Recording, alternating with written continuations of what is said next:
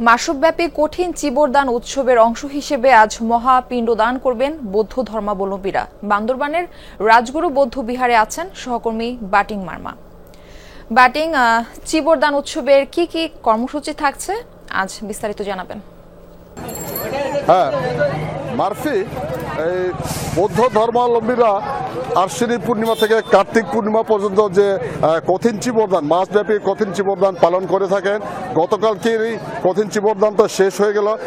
আজকে হচ্ছে আপনার এই মহা বৌদ্ধ বিহার থেকে আপনার একটু পরে যে পিণ্ডচারণে বাইর হবেন বৌদ্ধ ভিক্ষু সংঘরা।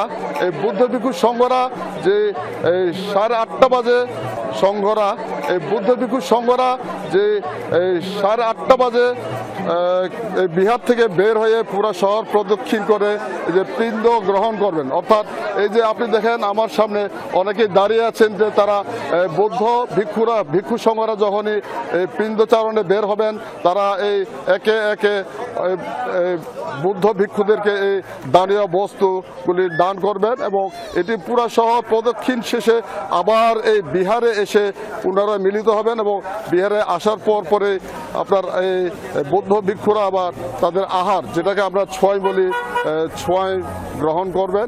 এখন এই পিণ্ড দান করার জন্যে এই যে হাজার হাজার পুণ্যার্থী, আপনি বিভিন্ন সম্প্রদায়, চাক, মারমা, খিয়াং, সবাই বিভিন্ন সম্প্রদায়ের লোকজন কিন্তু আমাদের এই দান অনুষ্ঠানে, দানোৎসব অনুষ্ঠানে তারা কিন্তু আছে। এই যে দেখেন বৃদ্ধ বুড়ি সহ অনেকে আছেন। এটি হচ্ছে আমাদের মারমা সম্প্রদায়ের বা বৌদ্ধ সম্প্রদায়ের একটি পবিত্রতম এটা দান অনুষ্ঠান।